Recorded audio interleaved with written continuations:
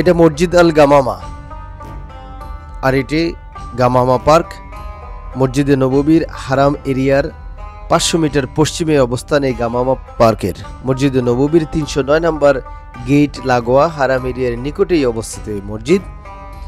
এইটা এমন একটি ময়দান যেখানে নবী করিম সাল্লাল্লাহু আলাইহি সাল্লাম ঈদের জামাত আদায় করেছিলেন। এখানে নবী করিম সাল্লাল্লাহু আলাইহি সাল্লাম সালাতে ইস্তিসকারা বা বৃষ্টির নামাজ আদায় করেছিলেন। এখানেই এই নামাজ আদায়ের পরে বৃষ্টিও হয়েছিল। প্রিয় দর্শক মণ্ডলী, আসসালামু আলাইকুম ওয়া রাহমাতুল্লাহি ওয়া বারাকাতুহু। আরব কাফেলায় আপনাদেরকে আবারও স্বাগত জানাচ্ছি। আজকে আপনাদেরকে মসজিদে নববীর ঠিক 309 নম্বর গেট বাউন্ডারি 309 নম্বর গেটেই অবস্থিত একটি অনন্য সুন্দর পার্ক, যেটার নাম হচ্ছে গামামা পার্ক। তো এই গামামা পার্ক সম্পর্কে বিস্তারিত তথ্য তুলে ধরবো ইনশাআল্লাহ। অনেকেই আছেন 7 দিন মদিনায় অবস্থান করেও চারদিকে কি আছে অনেকে বুঝতে পারেন না। যার যেদিকে হোটেল থাকে শুধু সেদিকেই নামাজ পড়ে হোটেল এবং অন্যান্য শপিং সেরে দেশে চলে যান। তো তাদের জন্য আমি চারদিকে কোথায় কি আছে বিভিন্ন ভিডিওতে তুলে ধরছি। তো আজকে মসজিদে নববী থেকে দক্ষিণ পশ্চিমে অর্থাৎ কুবা রোড যেটাকে বলা হয়, কুবা মসজিদে যে যাওয়ার রাস্তা, সেই রাস্তা মূলত এই গামামা পার্ক থেকেই শুরু। এখান থেকেই ছোট ছোট কার্ট, ছোট ছোট গাড়ি আছে, রিক্সার মতো গাড়ি আছে, এগুলোই করে আপনারা 10 রিয়ালে কুবা মসজিদে চলে যেতে পারেন। সেগুলো অন্য ভিডিওতে দেখাবো ইনশাআল্লাহ। তো আজকে আমি গামামা পার্ক সম্পর্কে, গামামা পার্কের নামকরণ করা হয়েছে মূলত বৃষ্টি থেকে। আপনাদেরকে আগে বলেছি যে নবী করিম সাল্লাল্লাহু আলাইহি সাল্লাম একবার বৃষ্টির জন্য এখানে নামাজ পড়েছিলেন। তো গামামা শব্দের অর্থ হচ্ছে ক্লাউড বা মেঘ। তো সেই থেকেই এই পার্কের নাম গামামা পার্ক এবং এই মসজিদের নাম গামামা মসজিদ। দর্শক, আরেকটি কথা বলে রাখি, এরকম আপডেটগুলো সবসময় পেতে যারা এখনও চ্যানেলটি সাবস্ক্রাইব করেননি, চ্যানেলটি যদি ভালো লাগে সাবস্ক্রাইব করে রাখবেন এবং পরবর্তীতে খলিফা ওমর ইবনুল খাত্তাব রাদিয়াল্লাহু আনহু, আবু বকর রাদিয়াল্লাহু তাআলা আনহু, ওনারাও এখানে ঈদের সালাত আদায় করেছিলেন। সেজন্য এই পার্কের গুরুত্ব এবং মাহাত্ম্য অনেক বেশি। সৌদি সরকার এই পার্কটিকে বিলুপ্ত না করে, এখানে হোটেল না করে, এখানে সুবিশাল একটি পার্ক বানিয়ে দিয়েছেন। তো পার্কের মধ্যে যা আছে সেটা হলো, এখানে 2টি গুরুত্বপূর্ণ মসজিদ রয়েছে।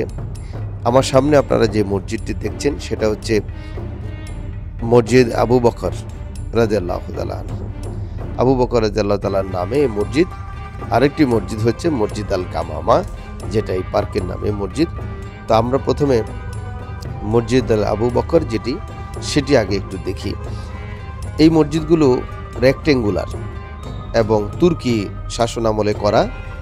এটি অনেকে ধারণা আবু বকর নাম মানে আবু বকর রাদিয়াল্লাহু তাআলা আনহু করেছেন কিনা, না, এটি হুকুমত তুর্কি শাসন আমলে এগুলো আবু বকর রাদিয়াল্লাহু তাআলা আনহুর নামে ওনারা নির্মাণ করেছেন। মসজিদগুলো বেশ সুন্দর, তুর্কি শাসন আমলে তুর্কিদের ডিজাইনে রেক্টেঙ্গুলার শেপে বড় একটি গম্বুজ। এখানে একটাই গম্বুজ এই মসজিদে। এই মসজিদগুলোতে তেমন কোনো নামাজ নিয়ম নেই। আপনারা এখানে হয়তো হাজির সাহেবরা নফল নামাজ পড়ছেন বা দখলুল মসজিদ নামাজ পড়ছেন, এছাড়া তেমন কিছু নয়। যাই হোক, আমরা ওনাদেরকে জিজ্ঞেস করলাম, যারা ট্যুরিস্টদেরকে অভ্যর্থনা জানান এবং তথ্য প্রদানকারী যে কর্মকর্তা, তারা বললেন এটা তুর্কি শাসন আমলে করা হয়েছে এবং স্থাপত্য শৈলী দেখেও এটা না বোঝার কোনো অবকাশ নাই যে এটা তুর্কি শাসন আমলে অটোমান সাম্রাজ্যের আওতায় করা হয়েছে। আরেকটি মসজিদ আমার সামনে আপনারা যে মসজিদটি দেখছেন সেটা হচ্ছে মসজিদ আল গামামা বা এখানকার মেইন মসজিদ। এখানে জামাতের সালাত আদায় হয় না, ওয়াক্তে সালাত আদায় করা হয় না। এখানে জাস্ট দর্শনার্থীরা যখন আসেন তখন তারা 2 রাকাত নামাজ পড়েন বা একটু বসে দেখেন, এই যা।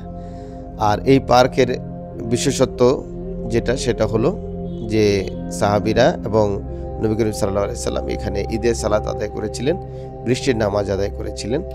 তো এখন আস্তে আস্তে এটার সংস্কার হওয়ার ফলে এখানে ব্যাপক ভিত্তিক গাছ এবং ডেকোরেশন, চারপাশে আমি শপিং মলও দেখছি এবার ঘুরে ঘুরে। হাজি সাহেবরা বিভিন্ন ধরনের শপিং কার্যক্রমও এখানে করতে পারছেন এবং এখানে বসে সময় পার করা যাচ্ছে। সামনে আপনারা দেখবেন বিভিন্ন জায়গায় বড় করে বসার এই বেঞ্চ রাখা আছে, আবার আশপাশে দোকানও আছে যেখান থেকে আপনারা টেক অ্যাওয়ে খাবার নিয়ে বসে বসে এখানে খেতে পাচ্ছেন। যারা বাড়িতে যোগাযোগ করার প্রয়োজন, আমি যেটা দেখেছি বাড়িতে একটু ভিডিও কলে কথা বলছে, মদিনা শরীফটা একটু বাড়িতে দেখাচ্ছে, এইভাবে সময় পার করতে পারেন পরবর্তী নামাজের জন্য অপেক্ষা করে। আমরা গামামা মসজিদের চারদিকে একটু ঘুরে দেখছি।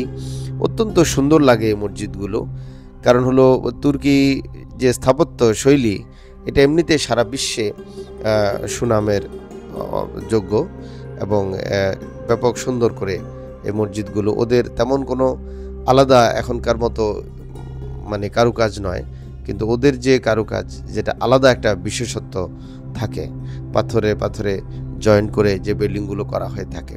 তো গামামা মসজিদ সম্পর্কে বলি, এখানে সেন্টার একটা আমি ভিতরে গিয়ে আপনাদেরকে দেখাবো। বাহিরে থেকে যেটা থাকছে বড় একটি গম্বুজ, আর চারপাশে ছোট ছোট গম্বুজ দ্বারা বড় গম্বুজটি সেন্টার করে রাখা আছে।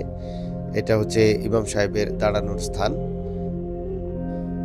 আমি মসজিদের পেছনে অবস্থান করছি, পেছনের সাইডটা দেখানোর চেষ্টা করছি ইনশাআল্লাহ।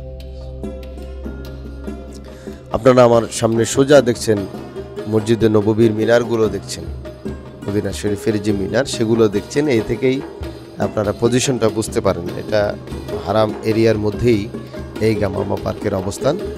এই সামনে যেটা দেখছেন সেটাই মদিনা শরীফের মিনারগুলো, মদিনা শরীফের ছাতা সেগুলো দেখছেন, একবারে মদিনা শরীফের সাথেই লাগানো। তো আপনারা যারা আসবেন তারা অবশ্যই এই পার্কে ঘুরে যাবেন এবং এখানে বসে সময় পার করতে পারবেন। অনেক বেশি ভালো লাগবে অন্যান্য জায়গার তুলনায়। এখানে আবহাওয়া ওয়েদারও খুব সুন্দর এবং পরিবেশও খুব সুন্দর, এত পরিচ্ছন্ন আপনারা ভিডিওতে নিশ্চয়ই দেখছেন। তো এইখানে ভিডিওতে বোঝা যাচ্ছে কিনা জানি না, আমি যেটা পড়ে দেখলাম যে এখানে এটি তুর্কি শাসন আমলে করা একটি মসজিদ, এই পার্কের নামেই নামকরণ করা হয়েছে, যেটিতে নবী করিম সাল্লাল্লাহু আলাইহি ওয়াসাল্লাম ঈদের সালাত আদায় করেছিলেন এই জায়গায়। মূলত তখন এই মসজিদগুলো ছিল না, স্পষ্ট কথা, তখন এই মসজিদগুলো ছিল না।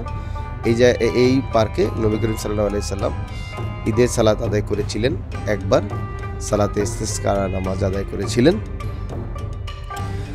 দর্শক, মূলত গামামা এটার নামকরণ করা হয়েছে নবী করিম সাল্লাল্লাহু আলাইহি ওয়াসাল্লামের সেই বৃষ্টির নামাজ থেকে, কারণ গামামা শব্দের অর্থ হচ্ছে মেঘ। তো যেহেতু এখানে সালাতে ইস্তিসকা বা বৃষ্টির নামাজ আদায় করে পরে মেঘ ভেঙে বৃষ্টি হয়েছিল, বৃষ্টি নেমেছিল, সেই জন্য এটাকে এই গামামা পার্ক বা এই মসজিদটাকেও গামামা মসজিদ হিসেবে, অর্থাৎ মেঘের মসজিদ বা মেঘের পার্ক হিসেবে নামকরণ করা হয়েছে। এটা গামামা মসজিদের সামনের অবস্থান, অত্যন্ত সুন্দর এই মসজিদ। সামনে অবস্থান করছি, আমি চেষ্টা করব ভিতরে গিয়ে আপনাদেরকে মসজিদের বর্তমান পরিস্থিতি দেখানোর জন্য, বর্তমানে কীরকম আছে মসজিদটি সেটা দেখানোর জন্য আমি গেটের দিকে যাচ্ছি আস্তে আস্তে।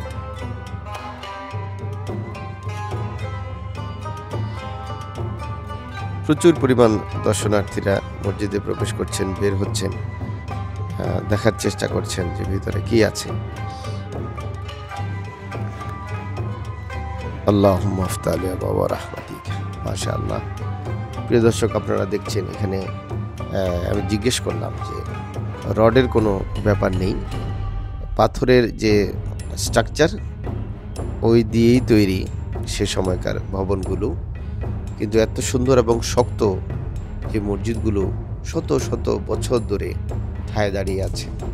এখানে মাঝখানে দুইটা বড় কলাম, এই কলামগুলোর উপরেই মূলত 4টা কলাম, মাঝখানে সেন্টার দুইটা কলাম, এই দুইটার উপরেই গম্বুজগুলো দাঁড়িয়ে, বড় একটি গম্বুজ সেটাই যে লাইটের উপরে, আর চারপাশে